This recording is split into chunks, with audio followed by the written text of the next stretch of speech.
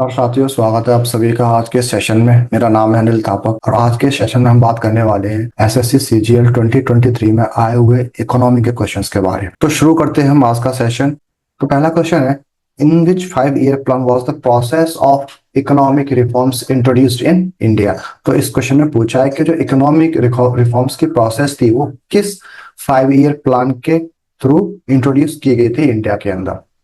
तो पहला ऑप्शन है टेंथ 5 ईयर प्लान, ये आंसर गलत है। सेकेंड है फिफ्थ, ये भी आंसर गलत है।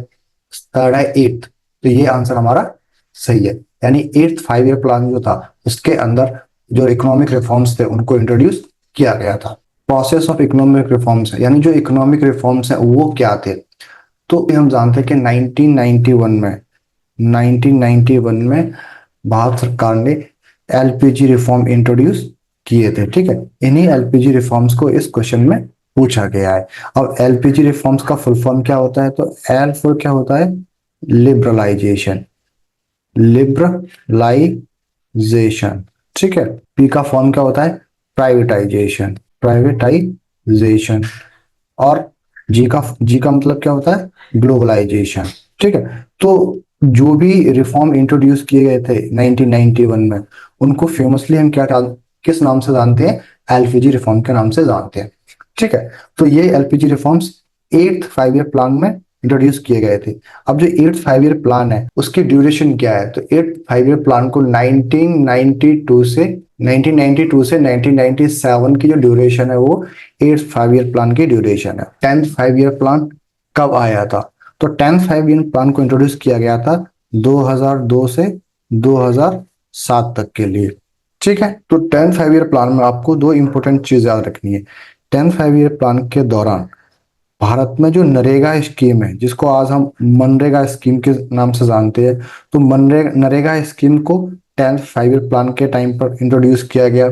साथ ही साथ एक और इम्पोर्टेंट स्कीम थी NRHM, यानी national rural health mission, tenth 5 year plan के दौरान लॉन्च किया गया था। ठीक है, ना हम बात कर लेते हैं थोड़ा सा फिफ्थ 5 ईयर प्लान की। तो फिफ्थ 5 ईयर प्लान का ड्यूरेशन क्या है, इसकी ड्यूरेशन है 1974 से 1979 के बीच। ठीक है, तो इस ड्यूरेशन में फिफ्थ 5 ईयर प्लान को इंट्रोड्यूस किया गया था। तो फिफ्थ 5 ईयर प्लान को प्रिपेयर किसने किया था, ठीक है, चीफ इकोनॉमिस्ट कौन था इस 5 ईयर प्लान को प्रिपेयर या ड्राफ्ट करने के लिए, तो फेमसली प्रोफेसर डीपी धार। ठीक है, डीपी धार के द्वारा इस प्लान को प्रिपेयर और ड्राफ्ट किया गया था। साथ ही साथ इस प्लान के अंदर दो चीजें आपको और याद रखनी है। इस प्लान का जो ऑब्जेक्टिव था वो क्या था, growth, growth with social justice. ठीक है, मीन क्या था इसका objective, growth with social justice. जो ये फिफ्थ 5 ईयर प्लान था इसके अंदर एक इंपॉर्टेंट स्लोगन दिया गया था, क्या, गरीबी हटाओ। ठीक है, गरीबी हटाओ जो स्लोगन था वो कहाँ दिया गया था, फिफ्थ 5 ईयर प्लान में गरीबी हटाओ का स्लोगन दिया गया था। इसको इंग्लिश में क्या बोलते हैं, रिमूवल ऑफ पॉवर्टी। ठीक है, नाउ हम थोड़ी सी बात कर लेते हैं सिक्स्थ 5 ईयर प्लान की। तो जो सिक्स 5 ईयर प्लान था इसकी सबसे पहले हमें ड्यूरेशन पता होना चाहिए, 1980 से 1985। ठीक है, जो सिक्स 5 ईयर प्लान है इसके अंदर कुछ इंपॉर्टेंट चीज है, इंपॉर्टेंट स्कीम्स हैं, वो आपको पता होना चाहिए। एग्जाम में इनको कई बार पूछा जाता है। ठीक है, पहली स्कीम क्या है, IRDP। ठीक है, यानी इंटीग्रेटेड रूरल डेवलपमेंट प्रोग्राम। दूसरी स्कीम है ट्राइसेम। ठीक है, कौन सी है, ट्राइसेम। इसका फुल फॉर्म है training of rural youth for self employment. ठीक है, दूसरी इंपॉर्टेंट स्कीम ये है। तीसरी इंपॉर्टेंट स्कीम जो है वो NREP है, NREP यानी नेशनल रूरल एम्प्लॉयमेंट प्रोग्राम। तो इन तीन स्कीम्स को आपको याद रखना है, इनको इस सिक्स्थ 5 ईयर प्लान के टाइम पर इंट्रोड्यूस किया गया था। Now which of the following is an institutional source of credit in India. ठीक है, हमें बताना है कि जो भी ऑप्शंस दिए हुए हैं उनमें से इंस्टीट्यूशनल सोर्स ऑफ क्रेडिट कौन सा है। तो पहला है option money lender, it is not a institutional source. Second है कमीशन एजेंट, ये भी गलत है। तीसरा है ट्रेडर्स, ये भी गलत है। फोर्थ है कमर्शियल बैंक। तो इस क्वेश्चन का सही आंसर है commercial banks are the institutional source of credit. ठीक है, ना हम बात कर लेते हैं इंस्टीट्यूशनल सोर्स ऑफ क्रेडिट की। तो जो सोर्स ऑफ क्रेडिट है इंडिया के अंदर, वो बेसिकली दो तरह से होता है। ठीक है, पहला क्या है, फॉर्मल सोर्स ऑफ क्रेडिट। ठीक है, फॉर्मल सोर्स ऑफ क्रेडिट। दूसरा है informal source of credit. Formal source of credit में क्या होता है कि जो भी गवर्नमेंट के द्वारा रूल्स एंड रेगुलेशंस बनाए जा रहे हैं, ठीक है, रूल्स एंड रेगुलेशंस बनाए जा रहे हैं, ठीक है, तो जो भी इंस्टीट्यूशंस इस्टेब्लिश की जाएगी तो उनको उन रूल्स एंड रेगुलेशंस को फॉलो करना होगा। ठीक है, उनकी जो फंक्शनिंग होगी वो उसी रूल्स एंड रेगुलेशंस के तहत की जाएगी। ठीक है, इस इन ऑर्गेनाइजेशन, इन इंस्टीट्यूशंस को ओवरसी करने के लिए अलग अलग इंस्टीट्यूशंस बनाई जाती हैं। तो फॉर्मल सोर्स ऑफ क्रेडिट के अंदर क्या आता है, इंस्टीट्यूशनल सोर्स ऑफ क्रेडिट आता है। अब जैसे इसके अंदर बैंक्स हो गई, ठीक है, तो बैंक से जो भी लोन लिया जाता है लोगों के द्वारा, तो बैंक्स क्या है, अब बैंक्स में क्या है, चाहे वो प्राइवेट बैंक हो या पब्लिक बैंक हो, these are the institutional source of credit. साथ ही साथ और क्या एग्जांपल हो सकता है इसके अंदर, जैसे क्रेडिट यूनियंस होती हैं। ठीक है, नाउ इनफॉर्मल सोर्सेस में क्या आता है, इनफॉर्मल के अंदर किसी भी तरह की रूल्स एंड रेगुलेशंस नहीं होती है। अब इनफॉर्मल सोर्स ऑफ क्रेडिट के अंदर क्या आता है, जैसे आपने अपने फ्रेंड से कोई लोन ले लिया, ठीक है, तो ये इसके अंदर कोई रूल एंड रेगुलेशंस नहीं है, आपकी जैसे सहमति बनी आपके दोस्त के साथ, आपने इससे लोन ले लिया, हो सकता है आपने इंटरेस्ट पे लिया हो या नॉन इंटरेस्ट पे लिया हो। ऐसे ही फैमिली में जो क्रेडिट लिया दिया जाता है वो भी इनफॉर्मल सोर्स ऑफ क्रेडिट के अंदर आता है। लोकल जो मनी लेंडर्स होते हैं, ठीक है, हम लोग उनसे जब क्रेडिट लेते हैं तो which is also come under the informal source of credit. Now अगला क्वेश्चन है, what is the full form of IADP, यानी आईएडीपी की हमें फुल फॉर्म बतानी है। ठीक है, तो हम देखते हैं पहले यहाँ से फोर्थ ऑप्शन से देखते हैं, इंटेंसिव एग्रीकल्चर डेवलपमेंट प्रोजेक्ट, ये गलत है। इंटीग्रेटेड एग्रीकल्चरल डिस्ट्रिक्ट प्लान, ये भी गलत है। इंडियन एग्रीकल्चर डेवलपमेंट प्रोग्राम, ये भी गलत है। Intensive agriculture district program, yes, this is the right option और right answer of this question. यानी आईएडीपी की फुल फॉर्म क्या है, इंटेंसिव एग्रीकल्चर डिस्ट्रिक्ट प्रोग्राम। हम आईएडीपी के बारे में थोड़ा सा जान लेते हैं। आईएडीपी को कब लॉन्च किया गया, तो इसे 1960 टू 1961 में इसको लॉन्च किया गया था by the government of India के द्वारा। तो इसमें बेसिकली जो गवर्नमेंट ऑफ इंडिया है वो उसने लॉन्च किया with the help of Ford foundation. ठीक है, फोर्ड फाउंडेशन की हेल्प से, ठीक है, फोर्ड फाउंडेशन एक पार्टनर्स था बेसिकली इस प्रोग्राम को लॉन्च करने में विद गवर्नमेंट ऑफ इंडिया। अब इस प्रोग्राम के अंदर क्या था, बेसिकली जो कोऑपरेटिव इंस्टीट्यूशंस थी they played a major role. इनका काम क्या था कि जो डिस्ट्रीब्यूशन ऑफ क्रेडिट, ठीक है, क्रेडिट का डिस्ट्रीब्यूशन करना, ठीक है, किसके लिए, एग्रीकल्चर सेक्टर में जो भी फार्मर्स हैं उनको क्रेडिट डिस्ट्रीब्यूशन करना, साथ ही साथ सप्लाई करना किसकी, ऑफ एग्रीकल्चर इनपुट की। ठीक है, किसकी, एग्रीकल्चर इनपुट्स। एग्रीकल्चर इनपुट्स का मतलब कि जो भी जैसे सीड्स हैं, ठीक है, उनकी सप्लाई करना, फर्टिलाइजर्स है। तो इस प्रोग्राम्स को कहां पर लॉन्च किया गया था, देश के सेलेक्टेड डिस्ट्रिक्ट्स के अंदर लॉन्च किया गया था। ठीक है, कहां पे, जो भी सेलेक्टेड डिस्ट्रिक्ट्स हैं वहां पे इसको लॉन्च किया गया था। अच्छा, यहाँ पर आपको एक और पॉइंट है उसको ध्यान देना है। तो जो ये आईएडीपी है इसको, this programme is also known as package programme. ठीक है, इसको फेमसली किस नाम से और जाना जाता है, पैकेज प्रोग्राम के नाम से जाना जाता है। तो ये नाम आपको याद रखना है आईएडीपी के कॉन्टेक्स्ट में। शुरुआत में इस प्रोग्राम को 7 डिस्ट्रिक्ट में लॉन्च किया गया था, 7 डिस्ट्रिक्ट इन 7 स्टेट्स में। ठीक है, लेकिन 1964-65 आते आते इस प्रोग्राम को 114 डिस्ट्रिक्ट्स में लॉन्च कर दिया गया था। एक और इम्पोर्टेंट पॉइंट, जो आईएडीपी प्रोग्राम है इसको किस 5 ईयर प्लान के अंदर लॉन्च किया गया, तो हम जानते हैं थर्ड 5 ईयर प्लान, जिसकी ड्यूरेशन क्या है, 1961 से लेकर 1966। तो इस प्रोग्राम को किस 5 ईयर प्लान के अंदर लॉन्च किया गया था, थर्ड 5 ईयर प्लान। ना अगला क्वेश्चन है, which of the following is not included in domestic income. तो सबसे पहले आपको क्वेश्चन को बहुत ध्यान से पढ़ना है, इसमें नॉट पूछा है, ठीक है। गिवन ऑप्शंस में से कौन सा ऑप्शन ऐसा है जिसे जब हम डोमेस्टिक इनकम को कैलकुलेट करते हैं तो उसमें उसे शामिल नहीं किया जाता। तो पहला है option income अर्नेड by the residents of the country, ये ऑप्शन गलत है। Income अर्नेड by the non residents outside the country, yes this is the right answer of this question. तो जो भी नॉन रेसिडेंट्स हैं और वो देश के बाहर रहकर कोई भी अर्निंग कर रहे हैं, ठीक है, तो उस इनकम को डोमेस्टिक इनकम के अंदर नहीं जोड़ा जाता। अच्छा, यहाँ पे आपको दो चीजें समझनी होंगी, डोमेस्टिक इनकम और नेशनल इनकम में क्या फर्क है, ठीक है। डोमेस्टिक इनकम और नेशनल इनकम, तो पहला हम समझते हैं डोमेस्टिक इनकम। तो डोमेस्टिक इनकम में क्या होता है कि मान लो ये किसी कंट्री की टेरिटरी है, मान लो ये हमारा प्यारा भारत है, ठीक है, इंडिया है।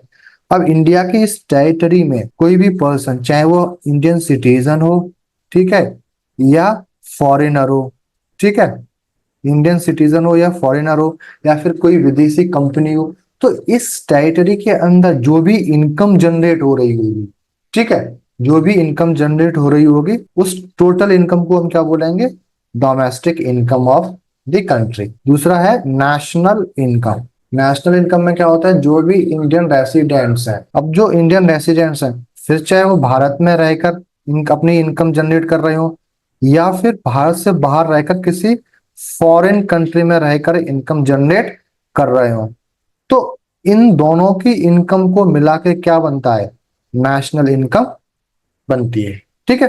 नेशनल इनकम का जो फॉर्मूला है वो एसएससी में कई बार पूछा गया है, तो इसको भी आपको पता होना चाहिए। इसका फॉर्मूला होता है क्या, एनएनपी। एनएनपी क्या है, net national production at factor cost, ठीक है, प्लस प्लस सब्सिडीज, ठीक है, जो भी गवर्नमेंट सब्सिडी देती है अपने लोगों को, माइनस इनडायरेक्ट टैक्स, ठीक है, माइनस इनडायरेक्ट टैक्स। तो ये क्या है, ये नेशनल इनकम को फाइंड आउट करने का फॉर्मूला है जो आप लोगों को पता होना चाहिए, ठीक है। अगला क्वेश्चन है, who is known as the father of green revolution in the world, यानी विश्व में ग्रीन रेवोल्यूशन का पिता किसको कहा जाता है, ठीक है। तो पहला ऑप्शन है नॉर्मन नॉर्मन बारलॉग, ठीक है, तो ये ऑप्शन क्या है, सही है। Norman Borlaug is known as the father of green revolution in the world. Now हम इन ऑप्शंस को भी थोड़ा देख लेते हैं। नाउ सेकंड ऑप्शन हम जान लेते हैं कि क्या है, कि लिनस पॉलिंग। अब ये कौन है, लिनस पॉलिंग ये अमेरिकन साइंटिस्ट और केमिस्ट भी है, ठीक है। इनको 1963 में नोबेल पीस प्राइज दिया गया था। क्या, नोबेल पीस प्राइज दिया गया था, किस लिए, इन्होंने जो न्यूक्लियर आर्म रेस चल रही थी इसके अगेंस्ट फाइट की कि भैया न्यूक्लियर आर्म्स नहीं बनानी है, they are danger for the entire humanity in the world, ठीक है। तो इसके लिए इन्हें 1963 में नोबेल पीस प्राइज मिला। इन्हें इससे पहले एक और नोबेल प्राइज मिला था 1954 में, किसके लिए, इन्होंने डिस्कवरी की थी नेचर ऑफ केमिकल बॉन्ड, ठीक है, nature of chemical bond. Now जो सेकंड है राफ विंचे, ठीक है, ये कौन है, he is also an American personality. इनको नोबेल प्राइज दिया गया था 1950 में, ठीक है, इनको 1950 में क्या मिला था, नोबेल पीस प्राइज मिला था, ठीक है। इन्हें पीस प्राइज किसके लिए दिया गया था, तो जो अरब और इजरायली कन्फ्लिक्ट हमें देखने को मिलती है, ठीक है, जो अरब और इजरायली कन्फ्लिक्ट चल रहा था, ठीक है, उस कन्फ्लिक्ट को इन्होंने काफी हद तक रिड्यूस किया था, उसको रिजॉल्व करने में इन्होंने एक इम्पोर्टेंट रोल प्ले किया था। तो जो राव बुंची हैं उनको 1950 में नोबेल पीस प्राइज दिया गया था for to resolve the Arab Israeli conflict. Now जो फोर्थ ऑप्शन है, ठीक है, this is very very crucial from SSC exams 2024 में जितने भी एसएससी के एग्जाम होने वाले हैं। M S Swaminathan, M S Swaminathan कौन है, he is known as the father of green revolution in India, ठीक है।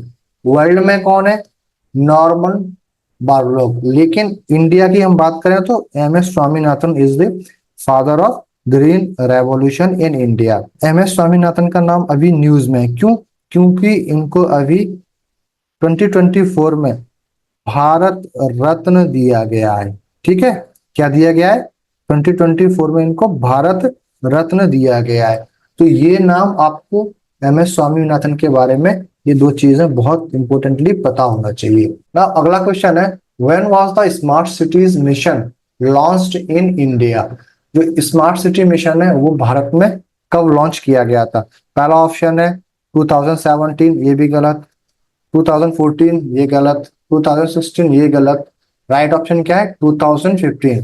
ये 2015 में स्मार्ट सिटी मिशन को गवर्नमेंट ऑफ इंडिया के द्वारा लॉन्च किया गया था। ठीक है, ना हम थोड़ा स्मार्ट सिटी मिशन के बारे में थोड़ा सा जान लेते हैं। स्मार्ट सिटी मिशन है वो कब लॉन्च किया गया था? ओरिजिनली 25 जून 2015 को लॉन्च किया गया था by the government of India के द्वारा। ठीक है, इसका ऑब्जेक्टिव क्या है?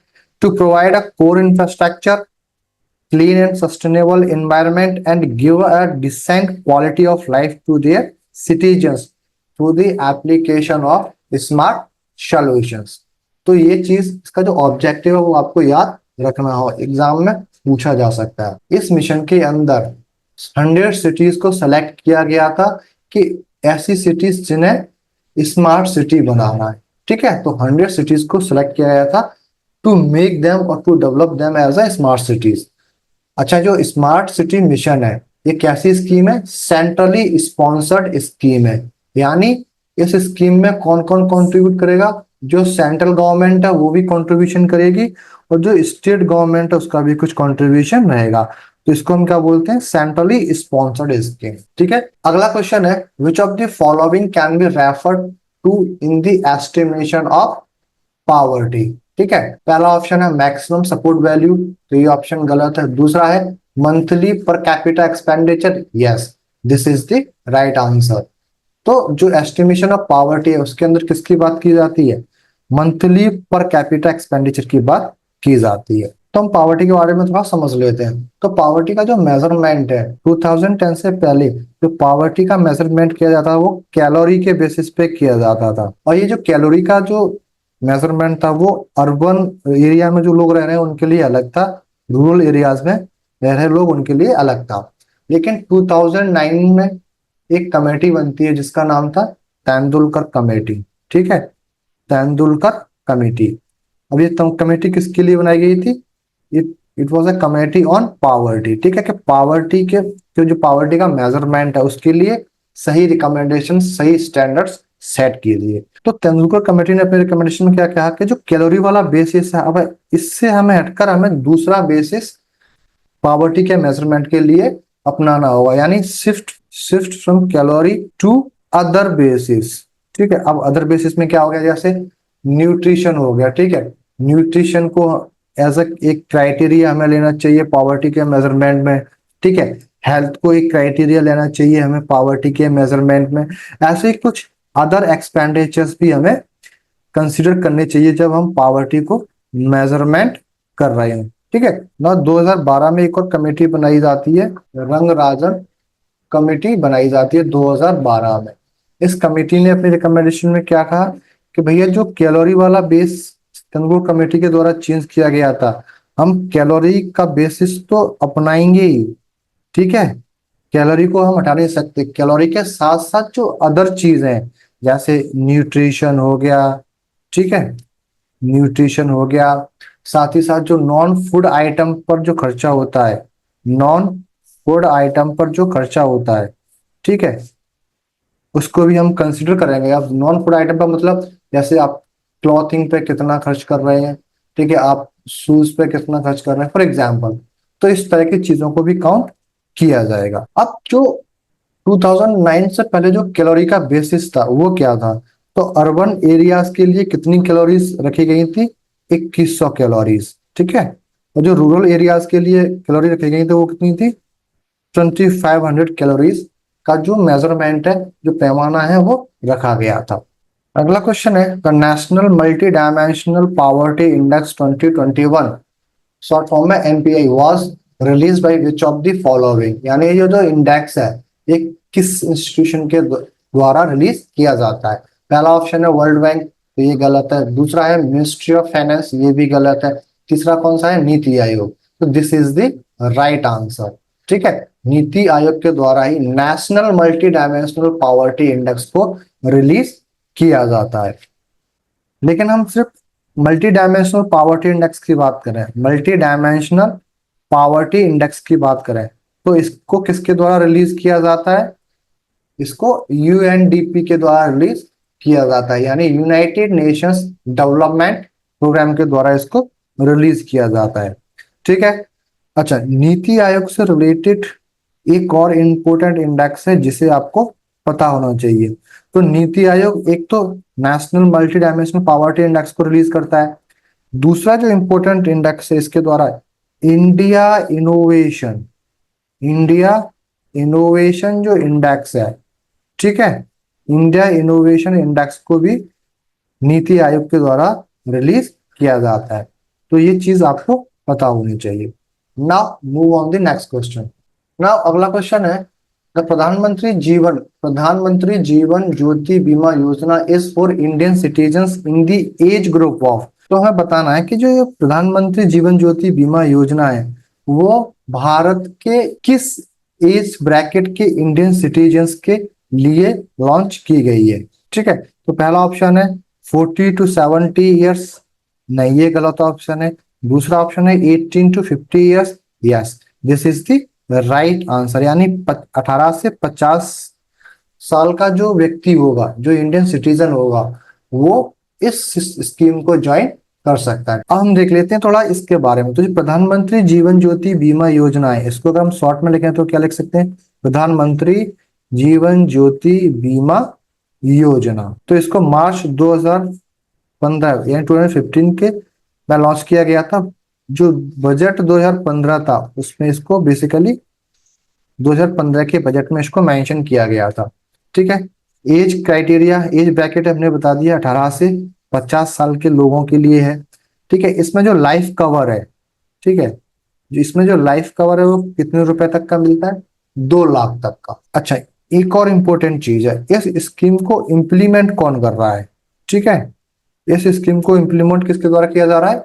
LIC के द्वारा। Now move on the next question. Now अगला सवाल है, which of the following was established on the recommendation of the Hilton young commission. ठीक है, हिल्टन यंग कमीशन की रिकमेंडेशन पर इन 4 ऑप्शंस में से जो भी इंस्टीट्यूशंस दी गई हैं उनमें से किस इंस्टीट्यूशन को एस्टेब्लिश किया गया है? तो पहला ऑप्शन है सेबी, ये गलत ऑप्शन है। दूसरा ऑप्शन है RBI, yes this is the right answer, यानी RBI को हिल्टन यंग कमीशन के रिकमेंडेशन पर एस्टेब्लिश किया गया था। ठीक है, तो अब थोड़ा सा हम हिल्टन यंग कमीशन और RBI के बारे में जान लेते हैं पहले। तो हिल्टन यंग कमीशन है, इसको कब एस्टेब्लिश किया गया था? 1925 में इसको एस्टेब्लिश किया गया था। ठीक है, इसने अपनी रिकमेंडेशन दी थी, उसकी रिकमेंडेशन पर आगे चल के RBI को एस्टेब्लिश किया गया। तो RBI को जब स्थापित किया गया तो इसके लिए एक एक्ट बनाया गया था ब्रिटिशर्स के द्वारा, RBI एक्ट 1934, जो आज तक चल रहा है। एक्ट बना 1934 में, लेकिन RBI को एस्टेब्लिश कब किया गया? ठीक है, 1935 में RBI का यानी रिजर्व बैंक ऑफ इंडिया का एस्टेब्लिशमेंट होता है। शुरुआत में इसका हेडक्वार्टर कहाँ था? कोलकाता में इसका हेडक्वार्टर था, लेकिन 1937 में इसका हेडक्वार्टर शिफ्ट करके कहाँ कर दिया गया? मुंबई कर दिया गया। ठीक है, तो अभी तक जो RBI का हेडक्वार्टर है एट प्रेजेंट भी वो कहाँ है? मुंबई में। 15 अगस्त 1947 को हमारा देश आजाद हो जाता है और 1949 में ये जो RBI थी इसको नेशनलाइज कर दिया जाता है। ठीक है, क्या कर दिया जाता है? नेशनलाइज कर दिया जाता है, यानी अब ये गवर्नमेंट ऑन इंस्टीट्यूशन हो गई। ठीक है, और इसके साथ ही क्या आया? RBI regulation act 1949। तो 1935 में जब ये RBI को एस्टेब्लिश किया गया था तो बेसिकली ये प्राइवेट ऑन्ड इंस्टीट्यूशंस थी। ठीक है, कैसी थी? प्राइवेट ऑन्ड इंस्टीट्यूशन, लेकिन 1949 में इसको नेशनलाइज कर दिया गया। Now it become a government institutions. ठीक है, which 5-year plan emphasized on the development of industries and industrial base in India। तो हमें बताना है कि इन दिए हुए 4 जो 5-year प्लान है इनमें से तो किस 5-year प्लान के अंदर इंडस्ट्री और इंडस्ट्रियल बेस को डेवलप करने पर जोर दिया गया था। ठीक है, तो पहला ऑप्शन है second 5 year plan, yes this is the right answer. यानी सेकेंड जो 5 ईयर प्लान है उसके अंदर बहुत ज्यादा जोर दिया गया था किस पर, development of industrial industrial basis पे। यानी हम कहते तो जो हैवी और जो बेसिक इंडस्ट्रीज थी, ठीक है, हैवी एंड बेसिक जो इंडस्ट्रीज थी उन पे बहुत ज्यादा प्राइमरली उन पे ही फोकस किया गया था under the second 5 year plan. अब जो सेकेंड 5 ईयर प्लान है इसको फेमसली किस नाम से जानते हैं हम, Nehru Nehru and Mahal novice plan. ठीक है, महल नोविस प्लान के नाम से भी हम जानते हैं। ठीक है, अच्छा जो सेकेंड 5 ईयर प्लान है इसकी ड्यूरेशन क्या थी, इसकी ड्यूरेशन थी 1956 से लेकर 1961 तक। अब हम थोड़ा सा फोर्थ, थर्ड और फर्स्ट 5 ईयर प्लान के बारे में भी जान लेते हैं। तो पहले हम बात कर लेते हैं फर्स्ट 5 ईयर प्लान की। ठीक है, फर्स्ट 5 ईयर प्लान कब लॉन्च किया गया, 1951 से 1956 तक लॉन्च किया गया था। इस प्लान के जो मेन, इस प्लान को जो प्रिपेयर किया गया था, ड्राफ्ट किया गया था, वो इनका नाम क्या था, के.एन. राज। ठीक है, इनके द्वारा प्रिपेयर किया गया था। इस प्लान को हम हेरोल्ड डुमार मॉडल के नाम से भी जानते हैं। नाउ हम कर लेते हैं थर्ड 5 ईयर प्लान की बात। तो थर्ड 5 ईयर प्लान कब से कब तक, 1961 से 1966 तक लॉन्च किया गया था। इस 5 ईयर प्लान के अंदर क्या था, जो इंडस्ट्री थी, इंडस्ट्री प्लस जो एग्रीकल्चर है उन दोनों पे ही फोकस किया गया था। यानी एक बैलेंस्ड अप्रोच अडॉप्ट की गई थी गवर्नमेंट के द्वारा इस प्लान में कि हम इंडस्ट्री और एग्रीकल्चर दोनों पे ही फोकस करेंगे। और जो ये जो प्लान था थर्ड ईयर 5 ईयर प्लान, इस प्लान के दौरान ही भारत में ग्रीन रेवोल्यूशन को लॉन्च किया गया था। ठीक है, ये आपको याद रहना चाहिए। नाउ हम बात कर लेते हैं थोड़ा फोर्थ 5 ईयर प्लान के बारे में। तो जो फोर्थ 5 ईयर प्लान है उसको कब से कब तक लॉन्च किया गया था, 1969 से लेकर 1974 तक। ठीक है, इस प्लान में जो, इस प्लान का जो मेन फोकस था वो क्या था, ग्रोथ विद स्टेबिलिटी। ठीक है, कि देश में जो भी ग्रोथ हो वो स्टेबिलिटी के साथ हो। ऐसा नहीं हो कि ग्रोथ एकदम हो गई फिर कुछ टाइम बाद वो ग्रोथ फॉल कर गई, ऐसा नहीं हो। ग्रोथ एक सस्टेन मैनर में की जाएगी। ठीक है, ये फोकस था, मेन पर्पस था इस प्लान का, ग्रोथ विद स्टेबिलिटी। और क्या हुआ था इस प्लान के अंदर, इंपॉर्टेंट चीज, बैंकों का नेशनलाइजेशन किया गया था। ठीक है, बैंक नेशनलाइजेशन किया गया था फोर्थ 5 ईयर प्लान के अंदर। अब कितनी बैंक को नेशनलाइज किया गया था इस 5 ईयर प्लान के दौरान, 14 बैंक्स को। ठीक है, एक और इंपॉर्टेंट चीज इस 5 ईयर प्लान के अंदर हुई, एवोल्यूशन ऑफ प्राइवेट पर्स। ठीक है, प्राइवेट पर्स पे उनको भी अबॉलिश कर दिया गया था इस 5 ईयर प्लान के अंदर। ना अगला क्वेश्चन है, India can be considered to be a country with demographic dividend due to, ठीक है, due to the following reasons. अब इसमें से बताना कि किस कारण की वजह से इंडिया को हम एक ऐसा देश कह सकते हैं कि जिसमें क्या है, डेमोग्राफिक डिविडेंड है। ठीक है, तो पहला ऑप्शन है हाई पॉपुलेशन एबव 70 ईयर्स, तो ये ऑप्शन गलत है। सेकंड है high population between 15 to 64 years, yes this is the right answer. तो डेमोग्राफिक डिविडेंड का मतलब होता है कि किसी भी देश के अंदर, यानी जो किसी देश के अंदर जो मेजोरिटी पॉपुलेशन होगी, ठीक है, मेजोरिटी पॉपुलेशन जो होगी उसका जो एज ब्रैकेट है वो क्या होना चाहिए। ठीक है, जो एज ब्रैकेट है वो क्या होना चाहिए, 15 से लेकर 64 ईयर्स तक होना चाहिए। तो जिस भी देश के अंदर, उस कंट्री के अंदर क्या है, डेमोग्राफिक डिविडेंड है, यानी यानी इस कंट्री में जो ग्रोथ पोटेंशियल होगा वो बहुत ज्यादा होगा। क्यों, क्योंकि इस 15 से 64 साल के जो लोग होते हैं they are basically considered young लोग, तो ये ज्यादा काम कर सकते हैं। ठीक है, और जो वर्किंग पॉपुलेशन होती है, ठीक है, कैसी होती है, वर्किंग पॉपुलेशन, यानी ये लोग क्या होंगे, डिपेंडेंट नहीं होंगे, ये सेल्फ डिपेंडेंट होंगे, ये खुद से काम कर सकते हैं, इनके अंदर पोटेंशियल होगा। अब ये बात अलग है कि कोई कंट्री अपनी इस एज ब्रैकेट वाली पॉपुलेशन को, ठीक है, कितना एम्पावर करती है, कितनी अपने देश के अंदर जो एम्प्लॉयमेंट की अपॉर्चुनिटी है वो प्रोवाइड करती है, ये एक डिफरेंट एस्पेक्ट है। ठीक है, एक these peoples are capable of doing work. ठीक है, तो इसकी वजह से क्या होगा, जो देश में जो इकोनॉमिक ग्रोथ का जो पोटेंशियल है वो बहुत ज्यादा है। Now move on the next question. अगला क्वेश्चन है, what is the name of the flagship programme that was launched in 2005 to address the lack of infrastructure in urban India में। ठीक है, तो इस क्वेश्चन में पूछा गया है कि इन चार स्कीम में से कोई एक स्कीम ऐसी है जिसे 2005 में लॉन्च किया गया है, किसके लिए, कि जो देश में अर्बन एरियाज में, भारत में जो अर्बन एरिया है वहां पे जो इंफ्रास्ट्रक्चर की कमी है, उस इंफ्रास्ट्रक्चर की कमी को पूरा करने के लिए, ठीक है, लॉन्च किया गया था। तो हम देखते हैं options. National urban livelihood mission, तो ये ऑप्शन गलत है। ठीक है, क्योंकि ये लाइवलीहुड की बात कर रहा है, इंफ्रास्ट्रक्चर की बात नहीं कर रहा। दूसरा, integrated development of small and medium towns, तो ये ऑप्शन भी गलत है। Atal mission for rejuvenation urban transformation, ये भी ऑप्शन गलत है। फोर्थ है Jawaharlal Nehru national urban renewable mission, तो this is the right answer of this question. यानी Jawaharlal Nehru national urban renewable mission है, इसको 2005 में लॉन्च किया गया था to address the infrastructure need in urban areas. ठीक है, नाउ हम थोड़ा बात कर लेते हैं नेशनल अर्बन लाइवलीहुड मिशन के बारे में। ठीक है, तो इस प्रोग्राम, इस मिशन को कब लॉन्च किया गया था, तो इसको 2013 में लॉन्च किया गया था। किस मिनिस्ट्री के द्वारा, तो ministry of home and urban affairs. ये जो मिशन लॉन्च किया गया था, नेशनल अर्बन लाइवलीहुड मिशन, इसने किसको रिप्लेस किया था, बेसिकली स्वर्ण जयंती शहरी रोजगार योजना। ठीक है, इस योजना को रिप्लेस किया था किसने, नेशनल अर्बन लाइवलीहुड मिशन ने इन 2013 में। तो ये बात आपको पता होनी चाहिए।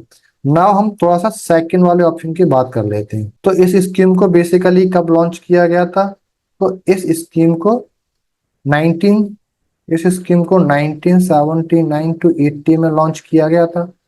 ठीक है, किसके द्वारा, again ministry of house and urban affairs के द्वारा। थर्ड जो मिशन है वो कौन सा है, Atal mission for rejuvenation and urban transformation, यानी इसको हम शॉर्ट फॉर्म में क्या बोलते हैं, अमृत।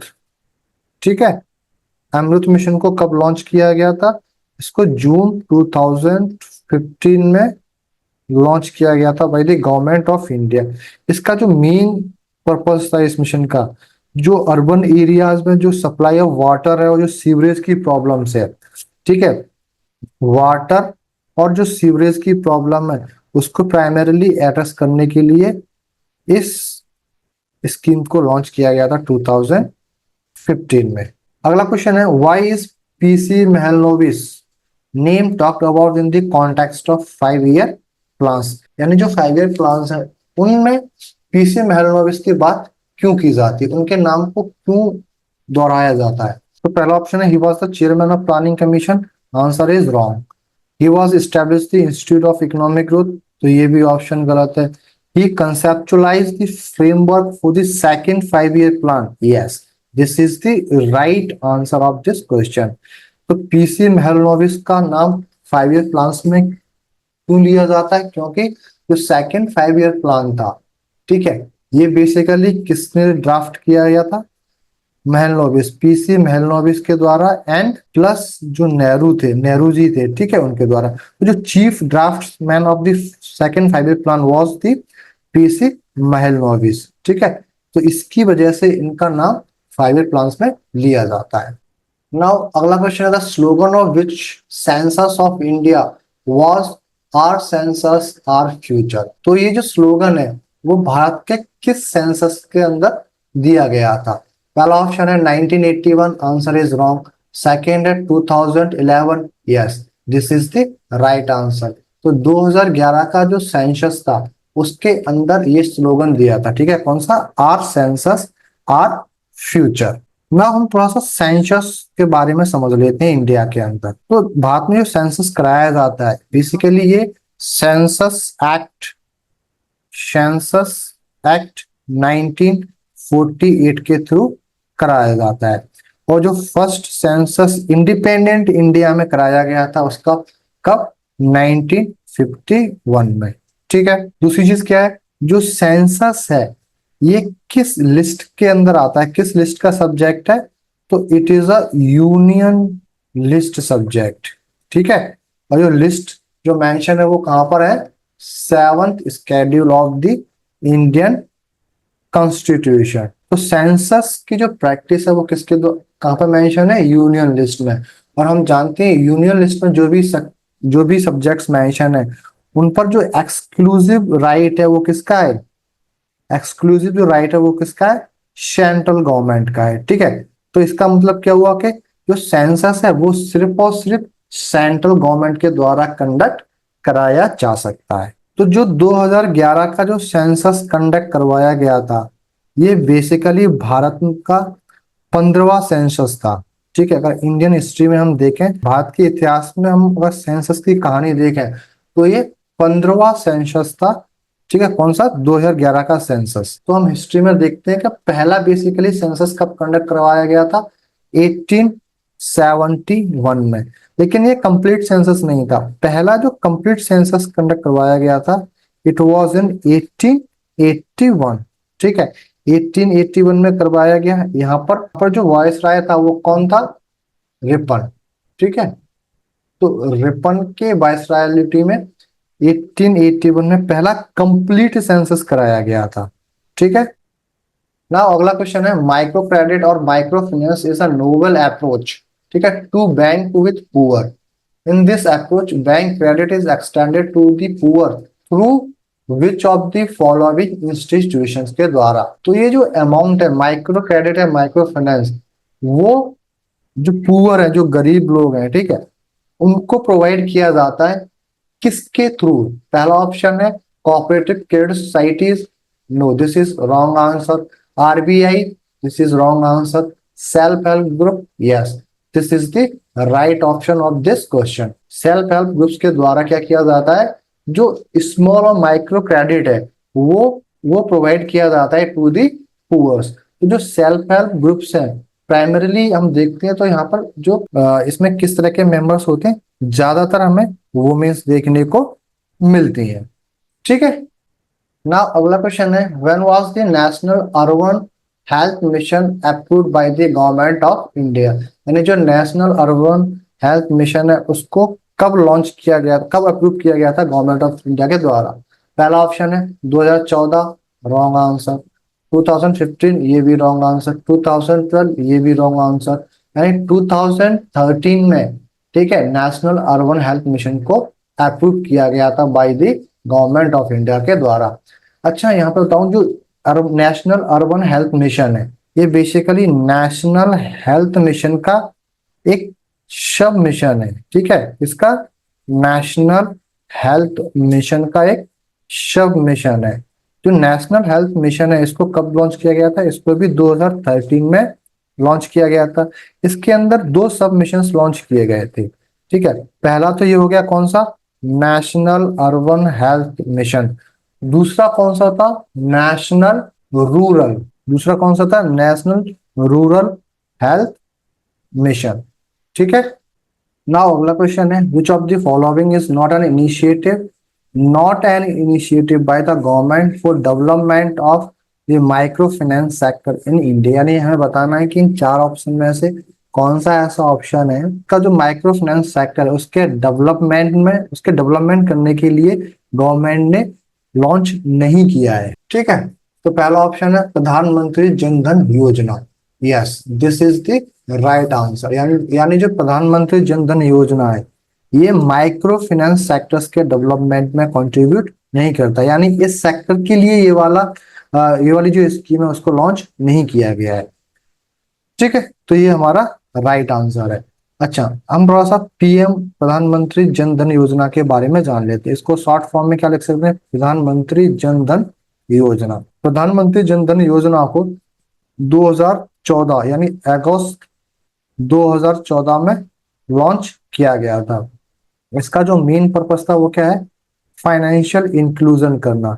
यानी यानी जो लोग अभी तक बैंक से कनेक्टेड नहीं है, ठीक है, तो ज्यादा से ज्यादा लोगों को बैंक से कनेक्ट करना, ठीक है, उनके खाते खुलवाना, ठीक है, उनके अकाउंट्स ओपन करवाना, ठीक है, जिससे क्या होगा, मान लो कई लोगों को जैसे पेंशन मिलती है, तो पेंशन का जो पैसा है वो डायरेक्टली उनके अकाउंट में आए, ठीक है।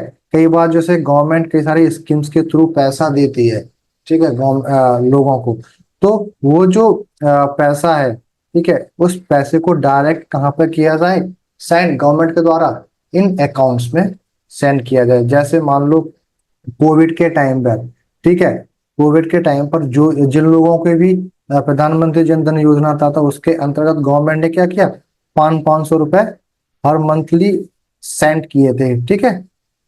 तो इस तरह की जो स्कीम्स है, गवर्नमेंट जो भी डिफरेंट स्कीम्स के थ्रू पैसा दे रही है, तो उस पैसे को डायरेक्टली किसके पास भेजा जाए, जो भी बेनिफिशियरी है, जिससे क्या हो जाएगा, जो करप्शन है बेसिकली वो कम हो जाएगा, ठीक है।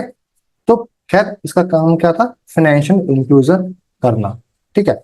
अच्छा, जो प्रधानमंत्री जन धन योजना है, इसका जो फेमस स्लोगन है वो क्या है, मेरा मेरा खाता भाग्य विधाता, ठीक है। ये स्लोगन आपको एग्जाम पॉइंट ऑफ व्यू से याद रखना है, ठीक है, एग्जाम में पूछा जा सकता है, ठीक है। अब थोड़ा सा हम अदर ऑप्शंस की ये बात कर लेते हैं, ठीक है। तो सेकेंड ऑप्शन है ई शक्ति इनिशिएटिव, इसकी हम बात कर लेते हैं। तो ई शक्ति इनिशिएटिव को बेसिकली किसने इंट्रोड्यूस किया था, ये इनिशिएटिव किस इंस्टीट्यूशन के द्वारा लिया गया है, तो इसको नबार्ड के द्वारा लॉन्च किया गया है, ठीक है। कब, 2007 में। इसका पर्पस क्या है ई शक्ति इनिशिएटिव का, कि जो भी स्मॉल हेल्प ग्रुप्स हैं, तो उनको डिजिटलाइज करना, यानी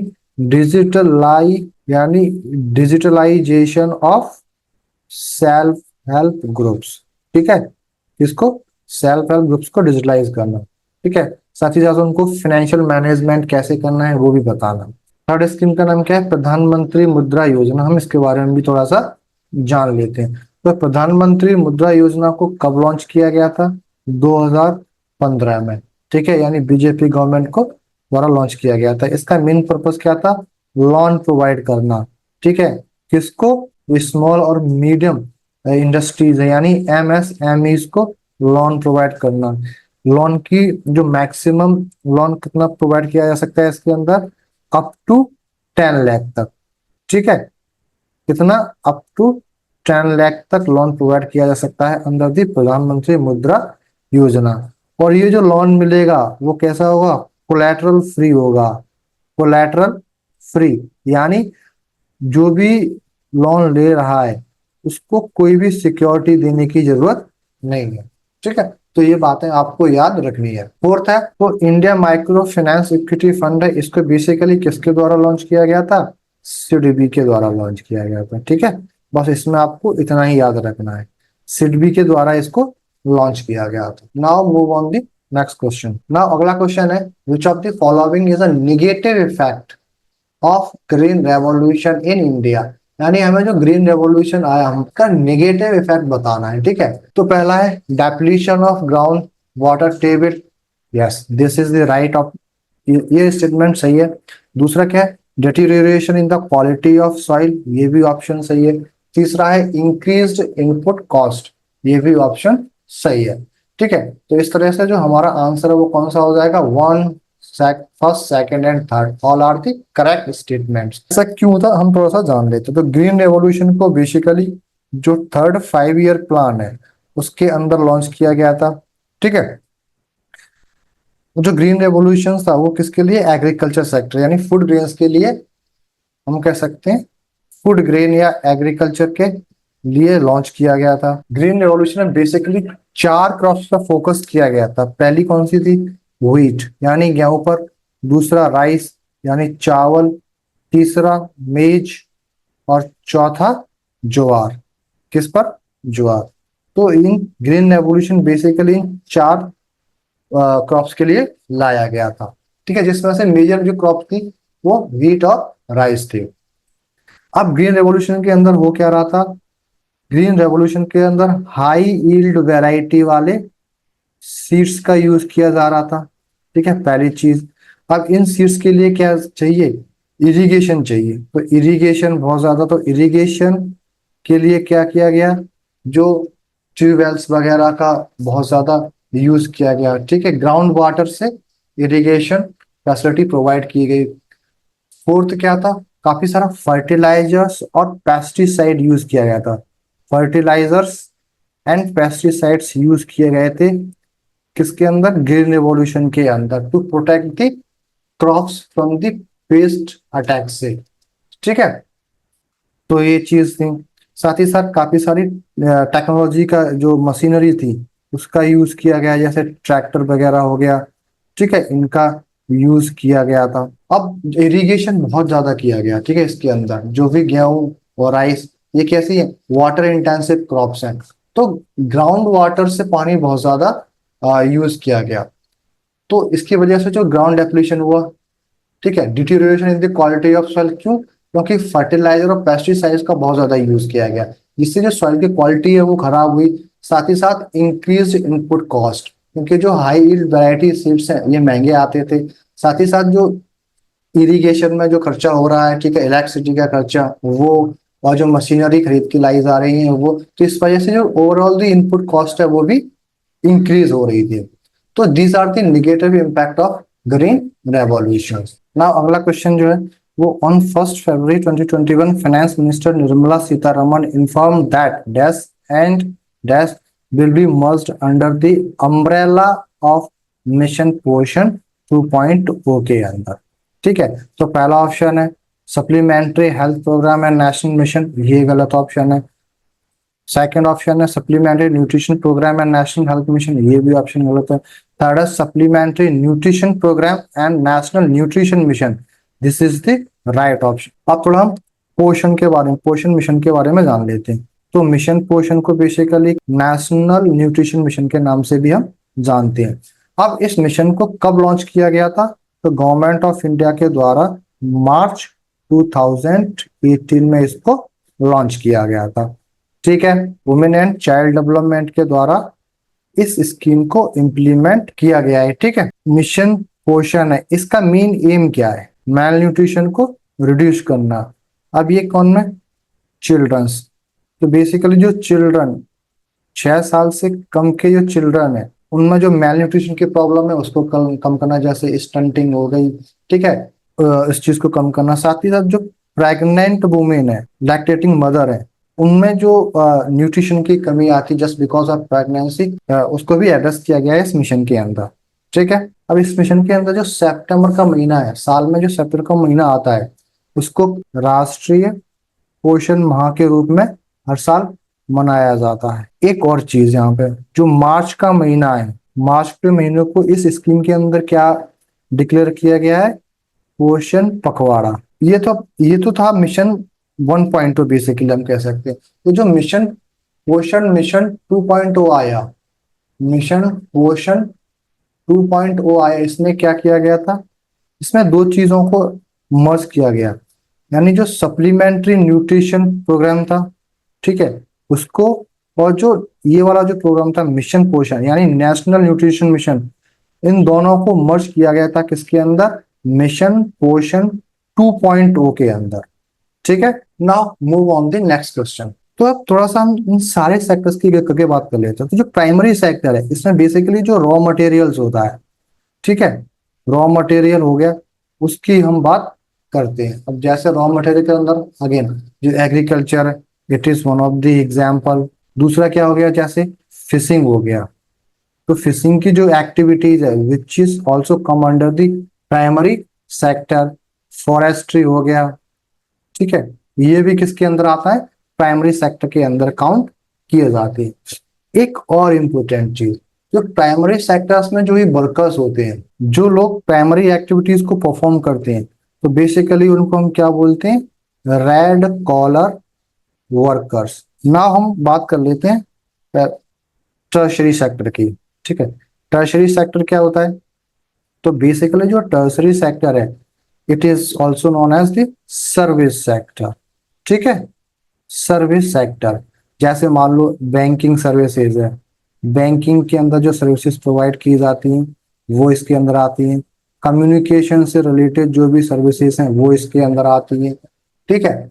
और टूरिज्म वगैरह हो गया वो भी किसके अंदर आता है, टर्शरी सेक्टर के अंदर आता है, ठीक है। इस सर्विस के अंदर बेसिकली जो मेन पावर होती है वो कैसी होती है, स्किल्ड मेन पावर होती है, ठीक है।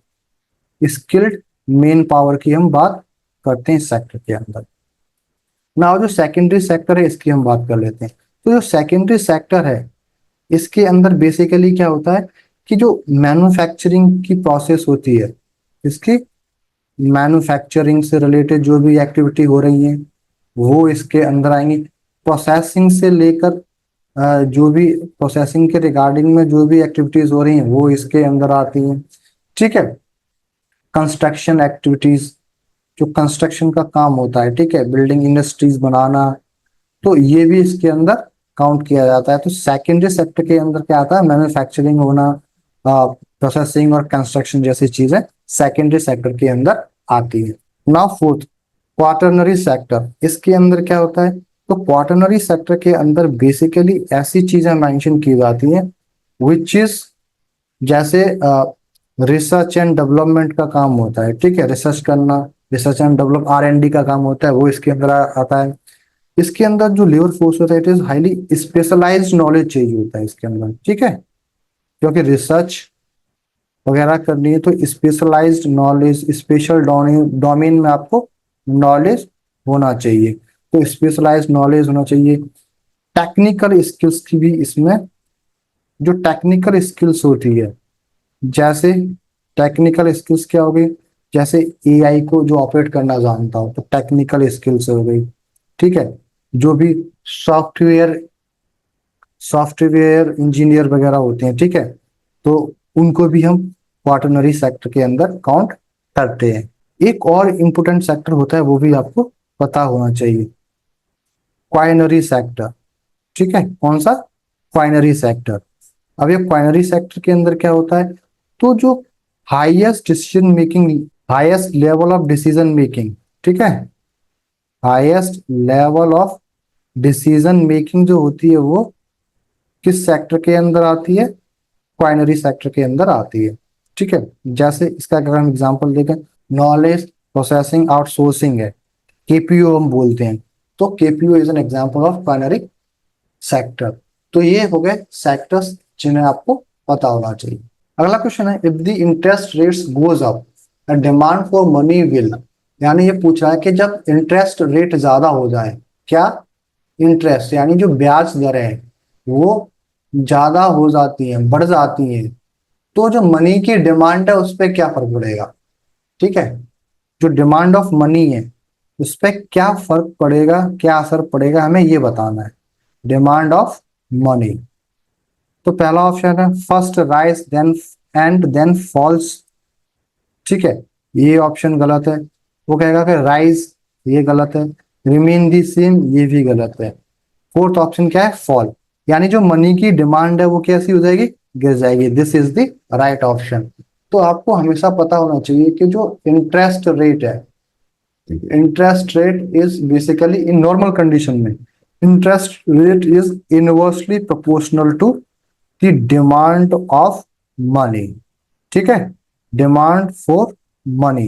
यानी अगर ब्याज की दरें बढ़ेंगी तो मनी की डिमांड क्या हो जाएगी, कम, क्योंकि अगर लोगों को हाई रेट ऑफ इंटरेस्ट पर पैसा उधार लेना है तो दे विल अवॉइड, ठीक है। लेकिन भाई अगर इंटरेस्ट रेट कम हो जाए तो क्या होगा, डिमांड, पैसे की जो डिमांड है वो ज्यादा हो जाएगी, ठीक है। तो ये रिलेशन आपको याद रखना है। अगला क्वेश्चन है, इन 5 year plan holiday is from, तो हमें बताना है कि जो 5 ईयर प्लान है इंडिया के अंदर उनमें जो प्लान हॉलीडे है वो कहां से कहां तक है। Option number 1, 1966 to 1969, yes this is the right answer, ठीक है। क्योंकि हम जानते हैं जो इंडिया में 5 ईयर प्लान है, ठीक है, तो पहला 5 ईयर प्लान कब लॉन्च किया गया था, फर्स्ट 1951 से 1956, दूसरा 1956 से 1961, तीसरा ये हो गया सेकंड, और तीसरा क्या था 1961 से लेकर 1966 तक। फिर अगले जो 3 साल है 1966 से लेकर 1966 1969 तक, इनमें प्लान हॉलिडे यानी ईयरली प्लान बनाए गए थे। क्यों? क्योंकि देश में कुछ पॉलिटिकल इंस्टेबिलिटी के चलते, और हाल ही में हमने क्या किया था, इंडो पाक वॉर भी हुआ था। ठीक है, इंडो पाक वॉर भी हुआ था 1965 में। तो इसके चलते इन 3 सालों के लिए सिर्फ ईयरली प्लान बनाए गए थे। ठीक है, तो प्लान हॉलिडे कहां से कहां तक आया, 1966 से लेकर 1969 तक। और भी प्लान हॉलिडे आए हैं आगे, ठीक है, इनकी हम आगे बात करेंगे। ना अगला क्वेश्चन है, goods and service tax is an example of which of the following. यानी जो गुड्स एंड जीएसटी टैक्स है, जीएसटी है, वो किसका एग्जाम्पल है? First, compensation to employees, this is wrong. Direct tax, this is wrong. Transfer payment, this is wrong. Fourth, indirect tax, yes, this is the right option, right answer. यानी GST है वो कैसा है, indirect tax है। Indirect tax मतलब जिसे मान लो ये गवर्नमेंट है, इनडायरेक्ट टैक्स क्या होता है, ये गवर्नमेंट है, गवर्नमेंट टैक्स लगाती है, और ये मान लो कॉमन लोग हैं, पीपल है, ठीक है, हम लोग हैं। तो इनडायरेक्ट टैक्स में क्या होता है कि हम डायरेक्टली गवर्नमेंट को पे नहीं कर रहे होते हैं, हम क्या कर रहे होते हैं, मान लो कोई दूसरा पर्सन है, ठीक है, हम पहले इसको पे करेंगे, ये दूसरा पर्सन मान लो किसी तीसरे पर्सन को पे करेगा, तीसरा पर्सन मान लो फिर जाके गवर्नमेंट को पे कर रहा है। तो जीएसटी ऐसा ही है। अब थोड़ा सा हम जीएसटी के बारे में समझ लेते हैं, क्योंकि बहुत ही इंपॉर्टेंट टॉपिक है। ठीक है, जीएसटी के बारे में। तो जीएसटी भारत में कब लागू किया गया? 1 जुलाई 2000 1 जुलाई 2017 में जीएसटी हमारे देश में लागू किया गया। ये डेट आपको याद होनी चाहिए। जीएसटी को किस अमेंडमेंट के थ्रू? तो फर्स्ट 101 यानी 101 कॉन्स्टिट्यूशनल अमेंडमेंट एक्ट 2016 के थ्रू, ठीक है, जीएसटी को इंट्रोड्यूस किया गया था। अब इस संशोधन के थ्रू कौन सा आर्टिकल में संशोधन किया गया था? 246A के अंदर, ठीक है, आर्टिकल 246 के अंदर अमेंडमेंट किया गया था। दूसरी चीज, जो जीएसटी है उसको हम और क्या बोलते हैं? डेस्टिनेशन बेस्ड कंजप्शन टैक्स भी बोला जाता है। और हमने ये देख ही लिया कि जीएसटी कैसा है, कि जीएसटी बेसिकली एक इनडायरेक्ट टैक्स है। दूसरी चीज, तो जीएसटी के लिए जो स्लोगन दिया गया उसका क्या नाम है? वन नेशन वन टैक्स और वन मार्केट। ना अगला क्वेश्चन है, when did the first 5 year plan start? यानी जो पहला 5 ईयर प्लान है वो कब लॉन्च किया गया था? पहला ऑप्शन 26 जनवरी 1950, ये अगला का आंसर है। 1 अप्रैल 1951, yes, this is the right answer. यानी जो पहला 5 ईयर प्लान था वो कब आया? 1951 से 1956 में। ठीक है, अच्छा, यहाँ पे एक और चीज जाने, तो जो प्लानिंग कमीशन है उसको कब इस्टेब्लिश किया गया था? प्लानिंग कमीशन को कब इस्टेब्लिश किया गया था? तो प्लानिंग कमीशन को 1950 के अंदर, 1950 में इस्टेब्लिश किया गया था। प्लानिंग कमीशन क्या स्टैट्यूटरी बॉडी थी? नॉट, ये कोई स्टैट्यूटरी बॉडी नहीं थी, ना ही ये कैसी थी, नॉट एन कॉन्स्टिट्यूशनल बॉडी। ना तो ये स्टैट्यूटरी बॉडी थी, ना ही ये कॉन्स्टिट्यूशनल बॉडी थी। ठीक है, दूसरी चीज, जो प्लानिंग है, प्लानिंग वाला जो कॉन्सेप्ट है वो हमने कहाँ से अडॉप्ट किया है? बेसिकली इंस्पायर होके सोवियत यूनियन से इंस्पायर होके हमने 5 ईयर प्लान को अडॉप्ट किया था।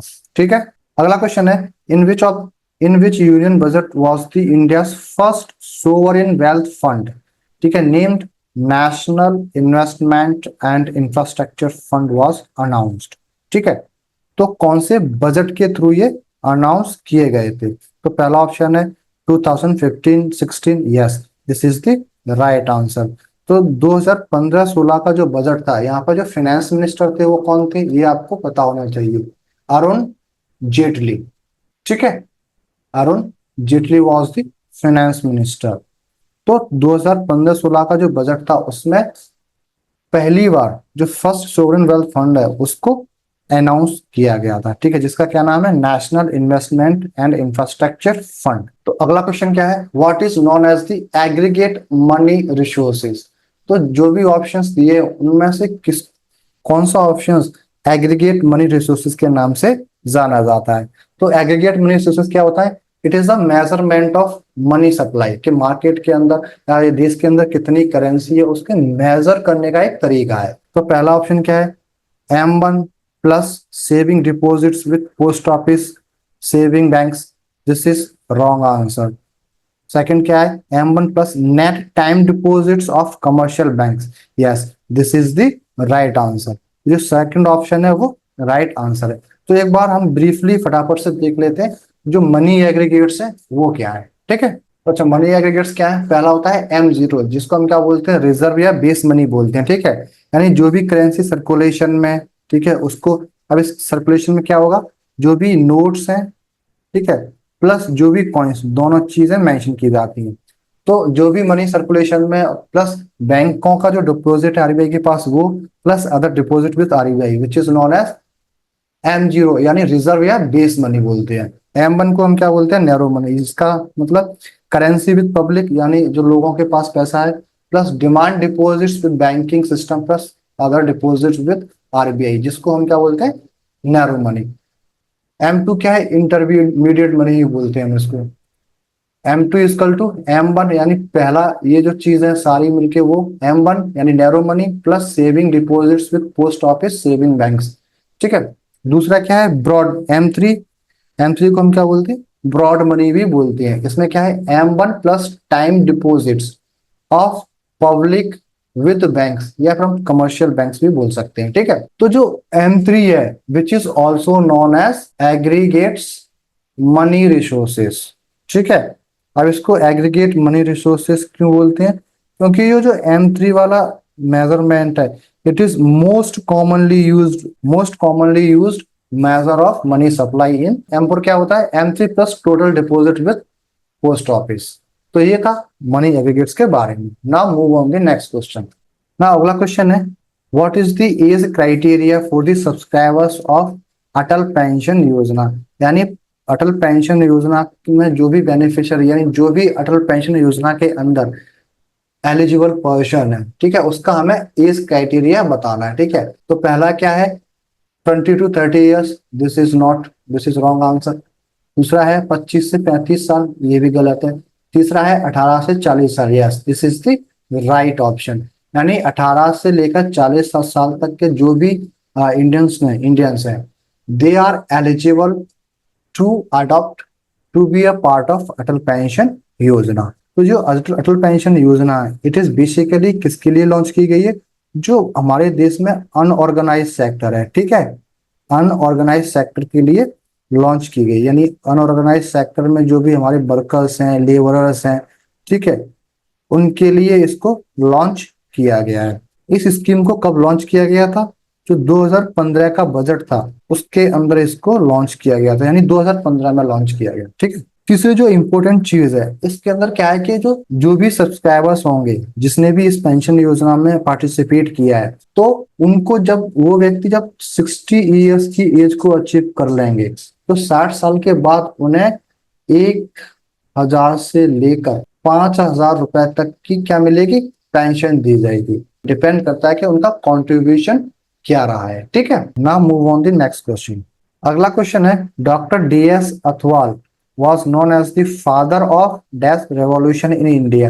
यानी जो डॉक्टर DS अथवाल हैं, इनको भारत में किस रिवॉल्यूशन का जनक कहा जाता है, ठीक है। तो हमें ये बताना है। पहला ऑप्शन है oil seed, no this is wrong. दूसरा है राइस, ये भी गलत है। तीसरा है मिनट, ये भी गलत है। चौथा है wheat, yes this is the right answer. तो डॉक्टर DS अथवाल को father of wheat revolution in India कहा जाता है, ठीक है। अब जब हमने रेवोल्यूशन की बात की है तो हम कुछ और रेवोल्यूशन के बारे में बात कर लेते हैं, ठीक है। तो जैसे ऑयल सीड रेवोल्यूशन है, इसको किस रेवोल्यूशन के नाम से जाना जाता है, येलो रेवोल्यूशन के नाम से जाना जाता है, ठीक है। ऐसे ही मीट और टोमेटो के लिए जो रेवोल्यूशन है उसका नाम क्या है, red revolution.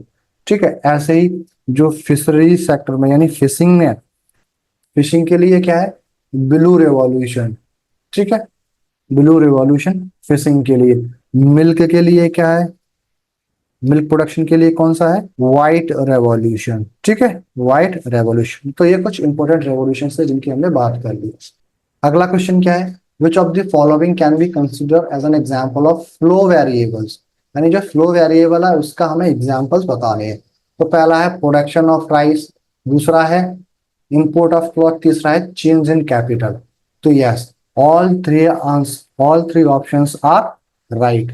All three options are the examples of flow variable. ठीक है, तो इस तरह से जो ऑप्शन होगा कौन सा, third option is the right of this question.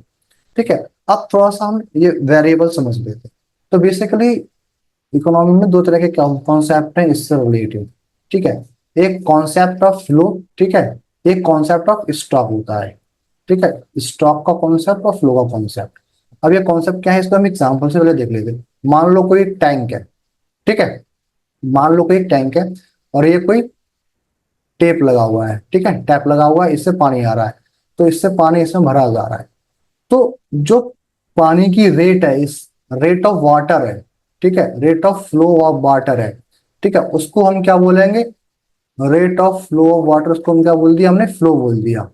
ठीक है, लेकिन इस टैंक के अंदर एक पॉइंट ऑफ टाइम पर कितना पानी है, एक पॉइंट ऑफ टाइम पर कितना पानी है, उसको हम क्या बोलेंगे, स्टॉक बोलेंगे।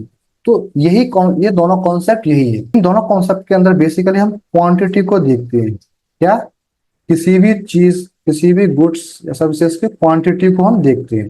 तो फ्लो में क्या होता है, मान लो फ्लो के अंदर क्या हो रहा है कि एक पॉइंट ऑफ टाइम पर हम ये नहीं कह सकते, मान लो इसमें पानी जा रहा है तो हम ये नहीं कह सकते कि इस पॉइंट ऑफ टाइम पर इतना पानी निकल रहा है, क्योंकि ये फ्लो क्या हो रहा है, कंटिन्यूस हो रहा है। तो इसके लिए हमें एक ड्यूरेशन चाहिए होगी।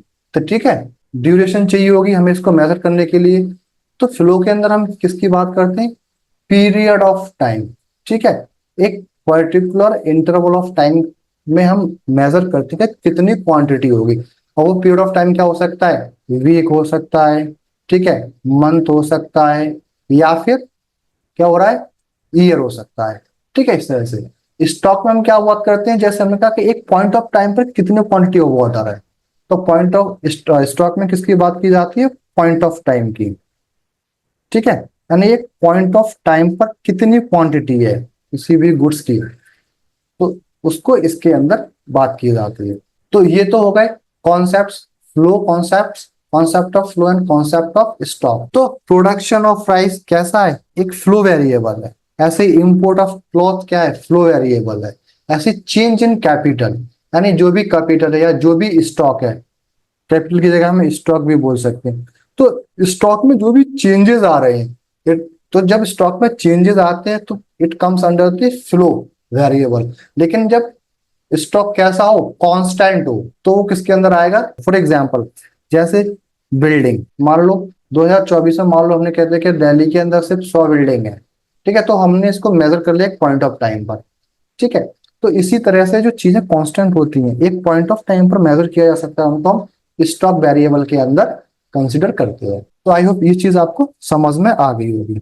नाउ अगला क्वेश्चन है, the national poverty line for 2011 to 12 was estimated at dash per capita per month for urban areas of India। यानी अर्बन एरियाज में, भारत के जो अर्बन एरियाज हैं, सिटीज हैं, जो टाउन्स है, वहां पर जो पॉवर्टी लाइन है वो कितने रुपए पर मंथ रखी गई थी 2011-12 के अंदर, हमें इस चीज को बताना है।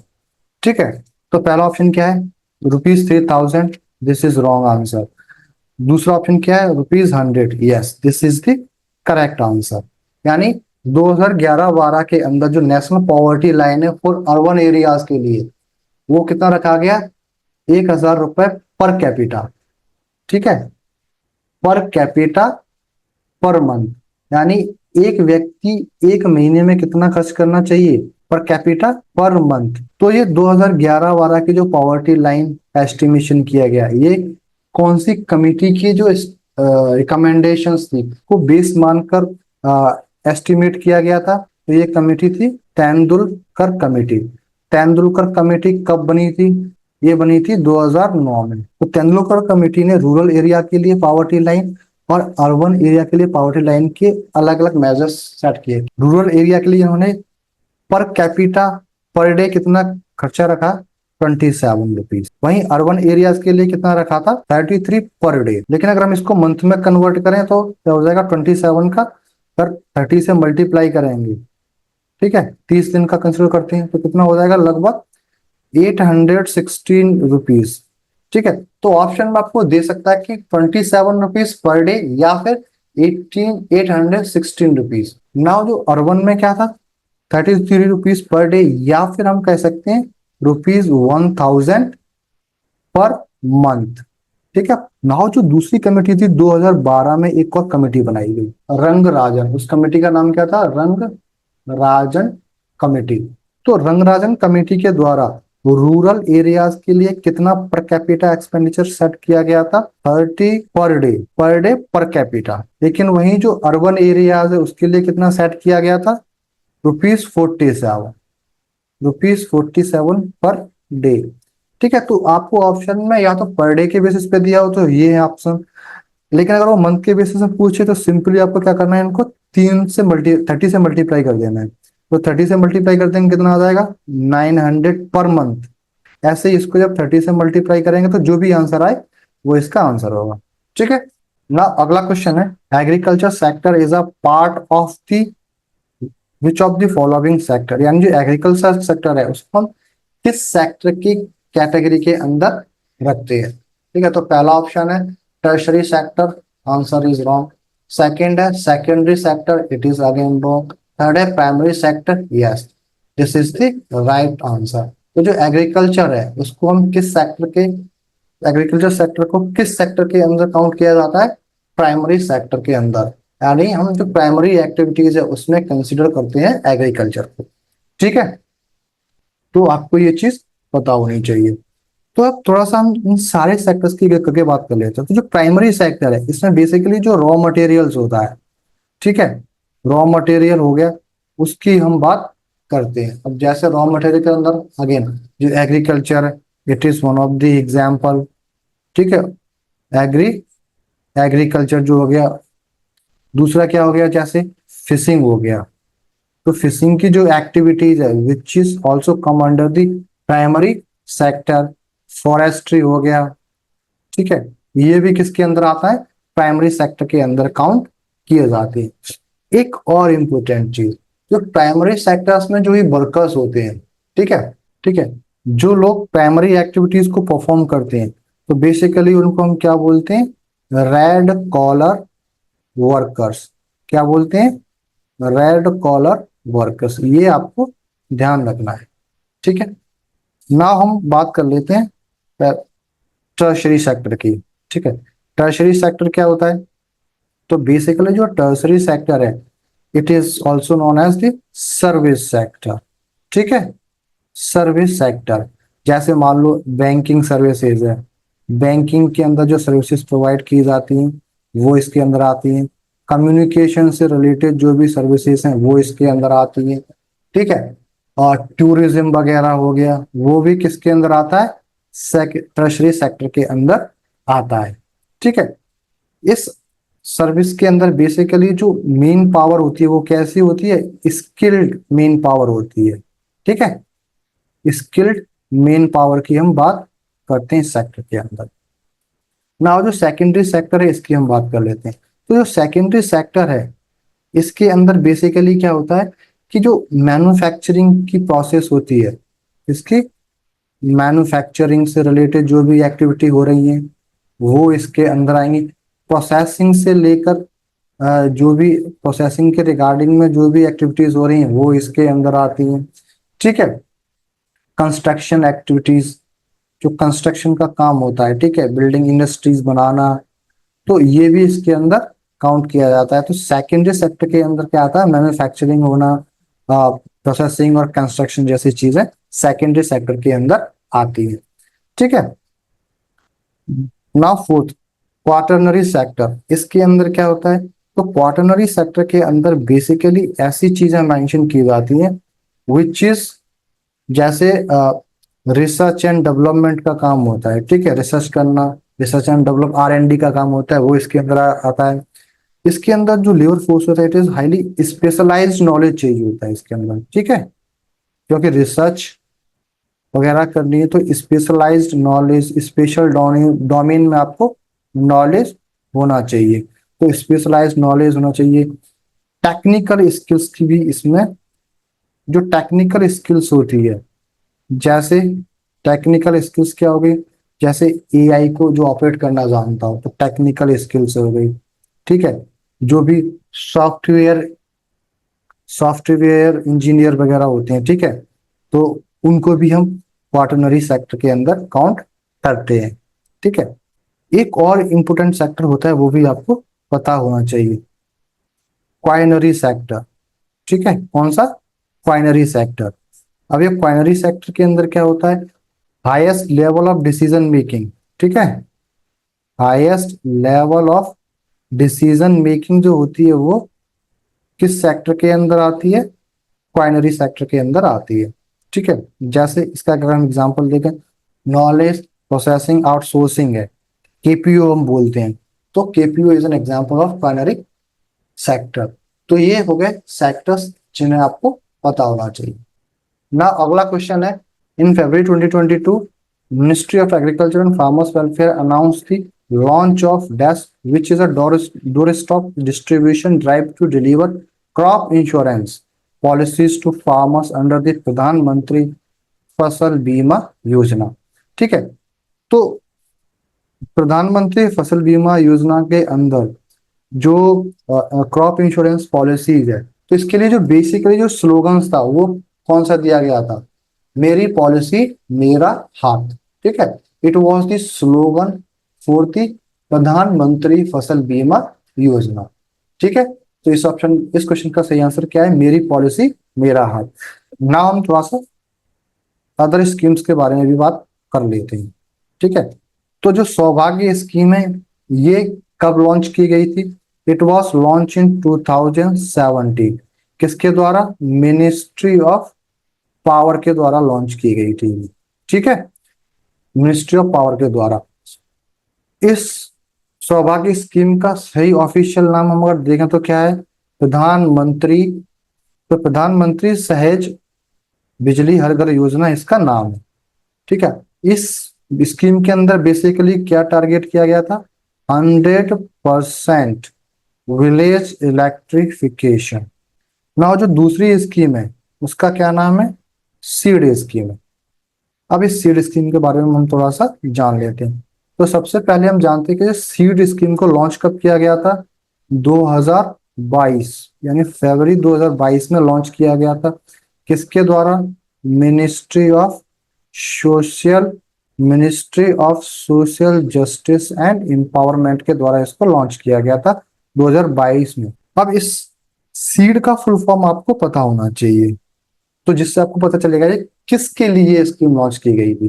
तो सीड का फुल फॉर्म क्या है, इस एस फोर स्कीम, E4, तो scheme for economic empowerment of DNTs, यानी डिनोटिफाइड नोटिफाइड ट्राइब्स, ठीक है, नोमैडिक, डिनोटिफाइड नोमैडिक और सब नोमैडिक ट्राइबल कम्युनिटीज जो है उनके लिए इस स्कीम को लॉन्च किया गया था, ठीक है। अब थोड़ी सी हम बात कर लेते हैं किसके बारे में, कौशल योजना के बारे में। तो कौशल योजना को हम और क्या नाम से जानते हैं, प्रधानमंत्री, ठीक है, कौशल विकास योजना इसका पूरा नाम है। इसको कब लॉन्च किया गया था, जुलाई 2015 में इसको लॉन्च, 2015, जुलाई 2015 में इसको लॉन्च किया गया था, ठीक है।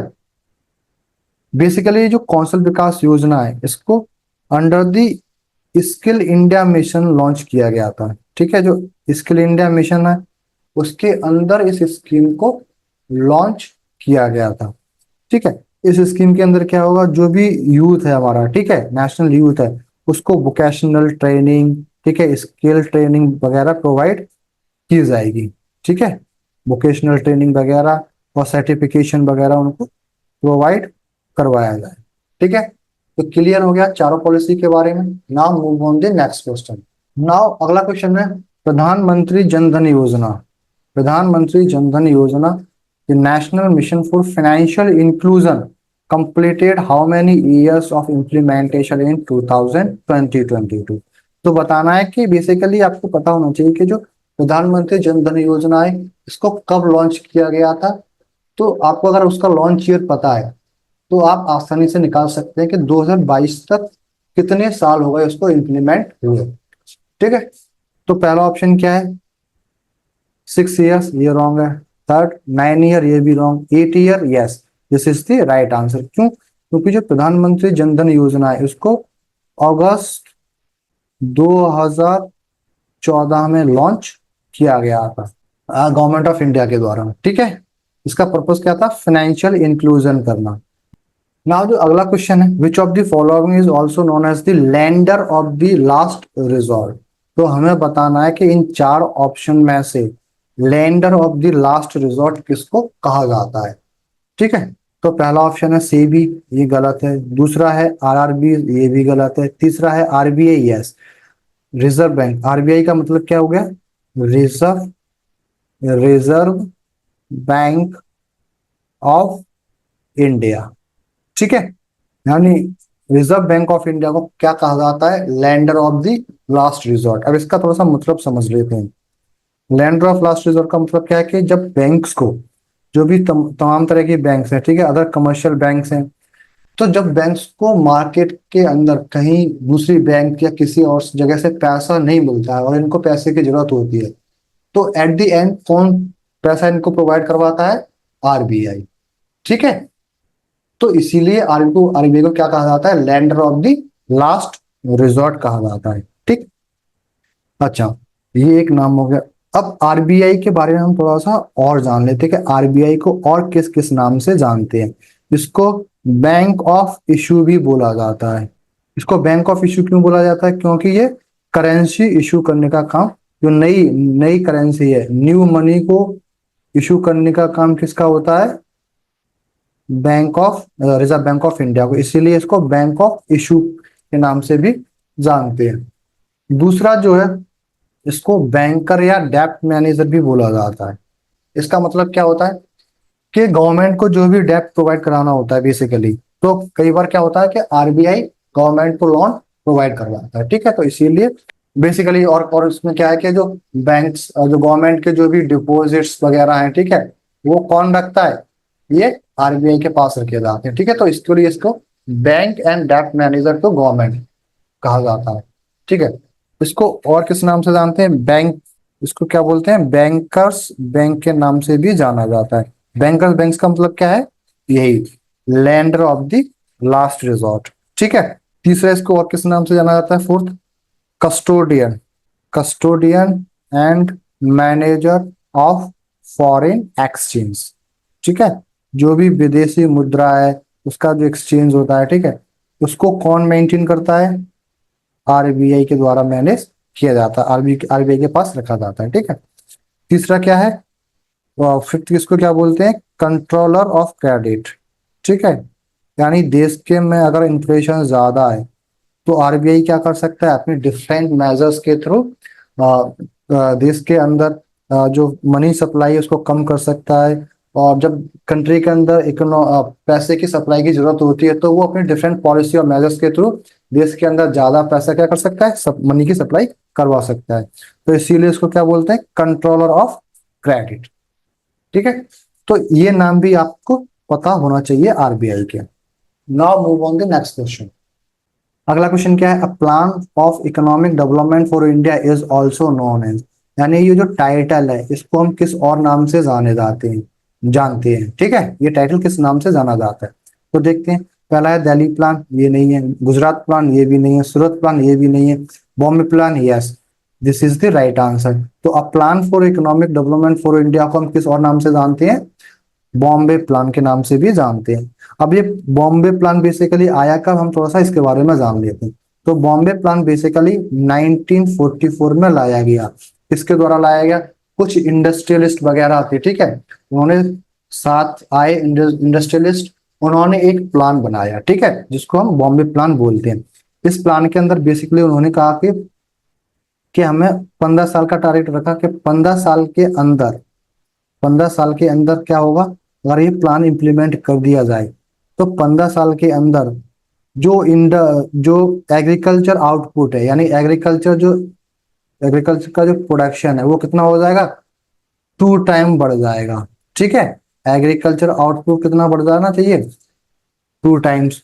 और जो इंडस्ट्रियल ग्रोथ है, ठीक है, वो कितनी बढ़ जाएगी, इंडस्ट्रियल ग्रोथ कितनी बढ़ जाएगी, वो 5 टाइम्स बढ़ जाएगी। ठीक है, इंडस्ट्रियल सेक्टर में जो ग्रोथ हमें देखने को मिलेगी वो कितनी हो जाएगी, 5 टाइम्स।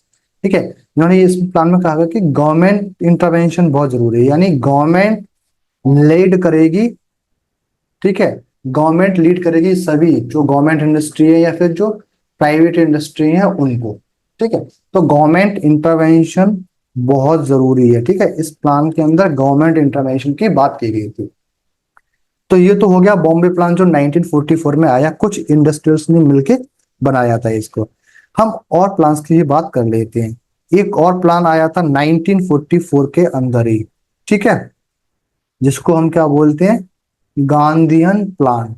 ठीक है, इसका नाम क्या है, गांधीयन प्लान। तो आपको कंफ्यूज नहीं होना है कि शायद ये गांधी जी ने प्लान लेके आए थे, गांधी जी इस प्लान को लेके नहीं आए थे। तो गांधीयन फॉलोवर थे, गांधीयन आइडियोलॉजी के जो फॉलोवर थे उनका नाम था एस उनका नाम था S N अग्रवाल। ठीक है, S N अग्रवाल ने इस प्लान को इंट्रोड्यूस किया गया था। ठीक है, तो ये प्लान किसके द्वारा बनाया गया था, S N अग्रवाल के द्वारा, जिसको हम गांधीन प्लान भी कहते हैं। ये भी 1944 में आया। दूसरा 1945 में एक और प्लान आता है। ठीक है, इस प्लान का नाम क्या था, पीपुल्स प्लान। ठीक है, इस प्लान का नाम क्या था, पीपुल्स प्लान। अब इसको बनाया किसने था, तो जो पोस्ट सेकेंड वर्ल्ड वॉर के बाद एक रिकंस्ट्रक्शन कमेटी बनाई थी। कौन सी कमेटी बनाई थी, reconstruction committee, reconstruction committee of Indian trade union. ठीक है, तो इंडियन ट्रेड यूनियन के द्वारा इस प्लान को बनाया गया था। ठीक है, कब, 1945 में। एक और प्लान आता है 1950 में, इसकी भी हमें बात करनी चाहिए। इस प्लान का नाम क्या था, सर्वोदया प्लान, सर्वोदया प्लान। ठीक है, इस प्लान को कौन इस प्लान को कौन लेके आया था, जेपी नारायण। ठीक है, इस प्लान को किसने बनाया था, जेपी नारायण। ठीक है, जयप्रकाश नारायण ने इस प्लान को बनाया था। तो ये थे कुछ प्लान जिनके बारे में आपको पता होना चाहिए। Now move on the next question. अगला क्वेश्चन क्या है, dash expenditure and dash receipts are shown by the government budget, यानी गवर्नमेंट बजट की ये बात कर रहा है। तो हमें बताना है कि ये जो डैश जो फिल इन द ब्लैंक्स है, इनमें इनमें से कौन सा ऑप्शन आएगा।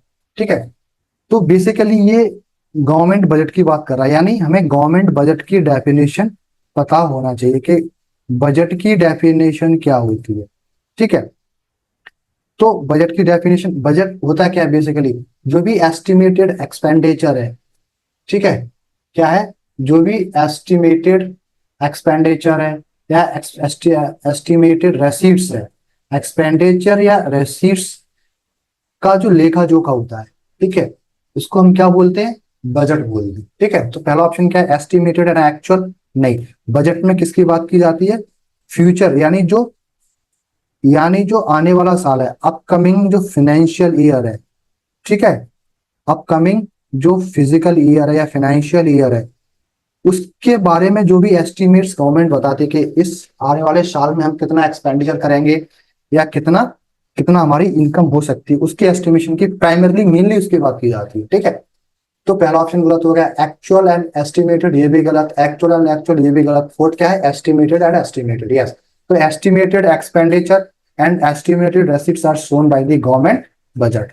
तो this is the right answer of this question. Now move on the next question. अगला क्वेश्चन क्या है, what is the percentage share of agricultural workers in India as per the census 2011। तो देखते हैं फोर्थ ऑप्शन क्या है, पहले इसमें देखते हैं। 55.6% ये नहीं है, 44.6% ये भी नहीं है, 64.6% ये भी नहीं है, 54.6% yes, this is the right answer. तो जो एग्रीकल्चर वर्कर्स का जो शेयर था सेंसस 2011 के हिसाब से इट वाज 54.6%। ठीक है, वैसे तो हमने सेंसस 2011 की बात कर ली ऑलरेडी, ठीक है, लेकिन थोड़ा सा हम इसको और रिकॉल कर लेते हैं। तो अगर हम इंडियन हिस्ट्री में देखें तो जो 2011 का जो सेंसस था वो कौन सा सेंसस, कौन से नंबर ऑफ सेंसस होगा, 15th नंबर का सेंसस है। ठीक है, दूसरी चीज सेंसस जो है वो किस लिस्ट का सब्जेक्ट है, यूनियन लिस्ट का सब्जेक्ट है, जो हमने पिछले वाले क्वेश्चंस में बात की थी। ठीक है, किसका सब्जेक्ट है, यूनियन लिस्ट का सब्जेक्ट है। ठीक है, और पहला सेंसस कब आया था इंडिपेंडेंट इंडिया में, 1951 के अंदर। तो ये कुछ चीजें थी जो हमने थोड़ा सा रिकॉल करने की कोशिश की। Now move on the next question. अगला क्वेश्चन क्या है कि which of the 5 year plans was prepared and launched by DP Dhar. DP Dhar के द्वारा कौन सा 5 year प्लान बनाया गया और लॉन्च किया गया। ठीक है, तो देखते हैं। 6th 5 year plan no, 7th 5 year plan no, 4th 5 year plan no, 5th 5 year plan yes. तो जो 5th 5 year प्लान था उसको किसके द्वारा प्रिपेयर किया गया था, डीपी धार के द्वारा। आज के सेशन में यहीं तक, और इस सेशन में हमने काफी सारे जो एसएससी सीजीएल 2023 में इकोनॉमी के क्वेश्चंस थे उनको डिस्कस किया है। अब जो क्वेश्चंस बचे हुए हैं उनको हम नेक्स्ट सेशन में डिटेल में डिस्कस करेंगे। तो आज के लिए यहीं तक, तब तक के लिए गुड बाय, टेक केयर।